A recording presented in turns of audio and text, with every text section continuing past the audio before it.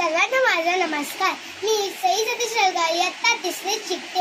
आज मी तुम्हाला शाहू महाराज यांच्या जयंतीनिमित्त दोन शब्द सांगणार आहे. ते तुम्ही जाणता नाही का, ही माझी नम्र विनंती.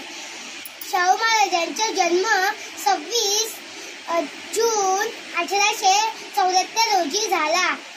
त्यांच्या आईचे नाव राधाबाई होते. त्यांचे वडील वडिलांना आप्पा म्हणायचे. ते कोल्हापूरचे संस्थानाचे छत्रपती होते.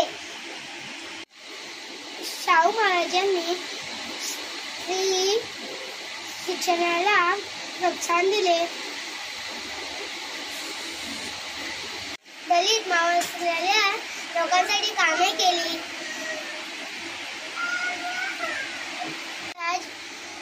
दारिद्र्य अन्यायापासून अनेक लोकांना मुक्त केले. आजही त्यांचे विचार आपल्याला प्रेरणा देतात.